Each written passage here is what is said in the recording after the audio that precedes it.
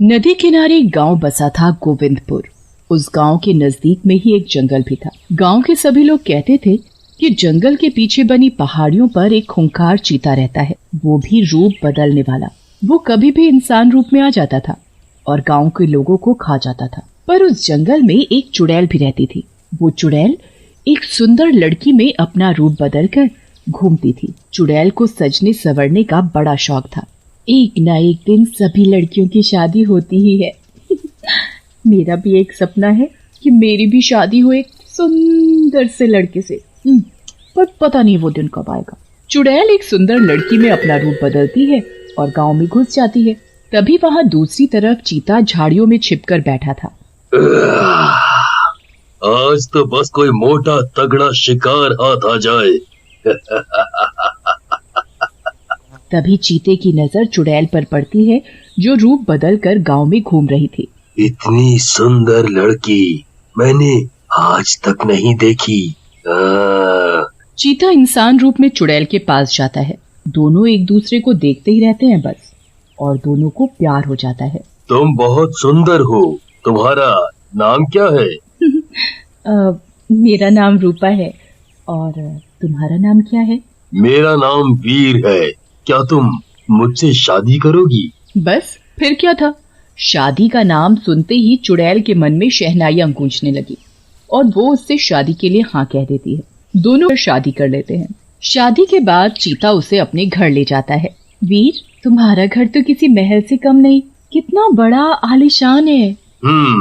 आज से ये घर तुम्हारा भी है। ऐसे ही दोनों की शादी को कई दिन बीत जाते हैं।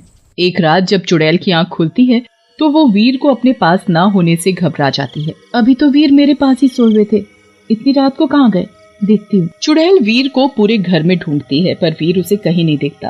तभी चुड़ैल को कुछ आवाज सी आती है। वो उस आवाज के पीछे जाती है। वहाँ देखते ही उसकी आंखें फटी की फटी रह जाती हैं, क्योंकि उसका पति वीर आधा इंसान और आधा चीता बना एक इंसान को मारकर खा रहा था। ये सब क्या है? वीर ने मुझसे झूठ बोला, मुझे धोखा दिया। वो कोई साधारण मनुष्य नहीं है, वो तो कोई मनुष्य के रूप में चीता है। अब मैं क्या करूं? ये तो मुझे भी मारकर खा जाएगा। चुड़ैल को उस वक्त कुछ भी समझ नहीं आता, इसलिए वो चुपचाप अपने बिस्तर पर आकर सो जाती है। सुबह होते ही चुड़ैल चीते से पूछती है, वीर, अगर तुम मुझे सच में बहुत प्यार करते हो तो तुमने मुझसे छिपाया क्यों कि तुम एक जानवर हो जो कभी भी अपना रूप बदल सकता है, और मैंने तुम्हें किसी आदमी को कच्चा खाते हुए भी देखा है। अच्छा, आखिर तुम्हें पता चल ही गया कि मैं एक जानवर हूँ। पर रूपा, मैं सच में तुम्हें बहुत प्यार करता हूँ। अगर तुम मुझे सच में प्यार करते हो तो लोगों को मार कर खाना छोड़ दो। नहीं, ये कभी नहीं हो सकता। मैं धीरे धीरे गांव के सभी लोगों को खा जाऊंगा।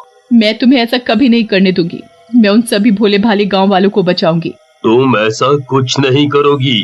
मैं चीता हूँ, चीता, जंगल का सबसे खतरनाक जानवर। रूपा उसकी एक नहीं सुनती और तभी रूपा गांव में जाती है, गांव के लोगों को आगाह करने।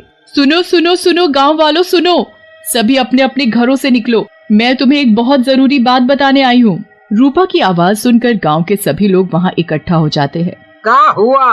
क्यों चिल्ला रही हो? और कौन सी जरूरी बात है? बात यह है कि जंगल में एक चीता रहता है और वो ही आए दिन गांव के लोगों को उठाकर ले जाता है और उसे अपना शिकार बनाता है, उसे मार कर खा जाता है। हम तेरी बात का कैसे यकीन करें? तू तो इस गांव की दिखती नहीं, फिर हम सब तेरी बात पर क्यों यकीन करें?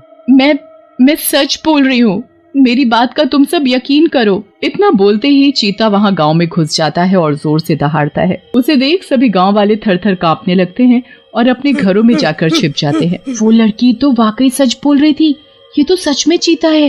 मैं तुम सबको नहीं छोड़ूंगा, सबको खा जाऊंगा। तुम कहीं भी छिप जाओ, मुझसे बचकर नहीं जा सकते। फिर क्या था, चीता मनीष के घर का दरवाजा तोड़कर अंदर घुस जाता है और मनीष को अपने पंजे से खींचता हुआ बाहर ले आता है।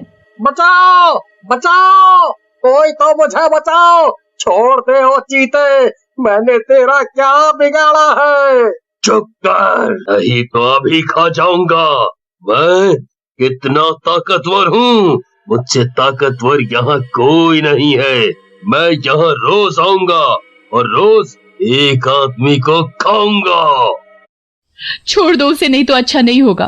तुम मेरी पत्नी हो, पत्नी कभी अपने पति का बुरा नहीं चाहती। सभी गांव वालों को पता चल जाता है कि ये दोनों पति पत्नी हैं। अरे गांव वालों, ये दोनों तो पति पत्नी निकले। ये सब इन दोनों की कोई चाल लगती है। एक फंसाता है और दूसरा उसे मार कर खा जाता है। ये गांव वाले मेरी बात पर बिल्कुल भी यकीन नहीं कर रहे। ऐसे तो वीर उस आदमी को खा जाएगा। अब मुझे ही कुछ करना पड़ेगा। तभी चुड़ैल अपने असली रूप में आ जाती है। वो साधारण लड़की से चुड़ैल रूप में आ जाती है। उसे चुड़ैल रूप में देखते ही चीता मुंशी को अपने पंजे से छोड़ देता है। तुम तो कोई चुड़ैल हो। इसका मतलब तुमने मुझसे झूठ बोला, मुझे धोखा दिया। तुम्हारे इस रूप के पीछे ये घिनौना रूप छुपा था। तुमने ये अच्छा नहीं किया मेरे साथ। हाँ, वो मैं चुड़ैल। तुमसे पहले मेरा फर्ज गांव वालों को बचाना है। तुम्हें मैं किसी भी मासूम को खाने नहीं दूंगी। मेरे मुंह को इंसान का खून लग चुका है। इंसान से ज्यादा स्वादिष्ट कुछ और नहीं है। चीता चुड़ैल से ज्यादा ताकतवर था। चीता घर में घुसकर विमला के 5 साल के बेटे को उठाकर जंगल में ले जाता है। मेरा बच्चा, वो चीता मेरे बच्चे को उठाकर ले जा रहा है। कोई तो बचाओ मेरे पिंटू को। कुछ नहीं होगा उसे, मैं बचाऊंगी तुम्हारे बच्चे को। चुड़ैल चीते के पीछे पीछे जंगल में जाती है। अरे हम सब भी चलते हैं विमला बहन के बेटे को बचाने। चलो सब जंगल में। चीता के पीछे चुड़ैल और चुड़ैल के पीछे सभी गांव वाले। चुड़ैल चीते को पूरे जंगल में देखती है पर उसे वो कहीं नहीं दिखता। थक हार कर चुड़ैल वहीं बैठ जाती है और रोने लगती है। ये जो कुछ भी हो रहा है सही नहीं हो रहा। वीर, मैं तुमसे बहुत प्यार करती हूँ और मुझे पता है वीर भी मुझसे उतना ही प्यार करता है। अब मैं क्या करूं, कुछ समझ नहीं आ रहा। एक तरफ गांव वाले और दूसरी तरफ वीर। तभी चुड़ैल के पास एक बुजुर्ग आदमी आकर खड़ा हो जाता है और चुड़ैल से बोलता है, मत रो बेटी। तुमने मुझे बेटी बोला, मैं किसी की बेटी नहीं हूँ। मैं तो चुड़ैल हूँ, चुड़ैल। मैंने देखा था गांव में हम लोगों के लिए तुम अपने पति से भिड़ गई। तुम हम लोगों का भला चाहती हो, बुरा नहीं। हम सब ने तुम पर यकीन ना करने का नतीजा देख लिया। वो चीता हमारे गांव के बच्चे को उठा कर ले गया है। तुम चुड़ैल होकर हमारे लिए कितना कुछ कर रही हो। अब तुम ही उस बच्चे को बचा सकती हो। मेरे बच्चे को बचा लो। मैं विधवा औरत, वो ही तो एक मेरे जीने का सहारा है। मैं जिंदगी भर तुम्हारा एहसान मानूंगी। अब कुछ भी हो जाए मैं बच्चे को बचा कर ही रहूंगी। फिर चुड़ैल जोर से आवाज लगाती है। पूरे जंगल में उसकी आवाज गूंजने लगती है। वीर, तुम कहाँ हो? छुप कर क्यों बैठे हो? हिम्मत है तो बाहर आओ, मेरा सामना करो। आवाज सुनते ही तुरंत चीता चुड़ैल के सामने आ जाता है और फिर सामने आते ही चीता और चुड़ैल दोनों काफी देर तक आंखों में आंखें डालकर देखते रहते हैं। चुड़ैल अब चीता के सामने वही सुंदर लड़की बनकर खड़ी हुई थी। अगर तुम मुझे सच में प्यार करते हो तो लोगों को मारना छोड़ दो। अगर तुम ये सब छोड़ दोगे तो हम दोनों साथ रहेंगे और मिलकर एक साधारण सी जिंदगी जिएंगे।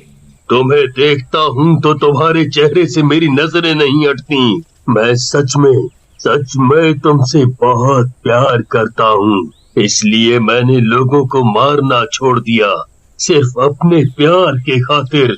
वो देखो। दूर विमला का बेटा सही सलामत खड़ा होता है। उसे खरोच तक नहीं आई थी।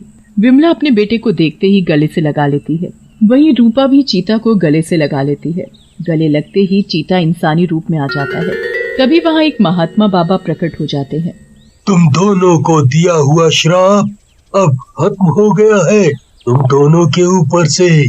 पिछले जन्म में मैंने ही तुम दोनों को श्राप दिया था कि तुम चुड़ैल बन जाओगी और तुम चीता।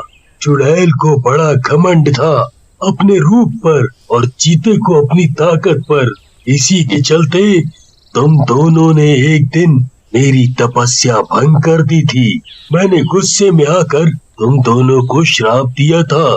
तुम दोनों के अच्छे व्यवहार के चलते मैं तुम्हें श्राप से मुक्त करता हूँ और आजाद करता हूँ। तुम अब कभी भी चुड़ैल और चीता रूप में नहीं आओगे। फिर वीर और रूपा खुशी खुशी अपना जीवन व्यतीत करते हैं।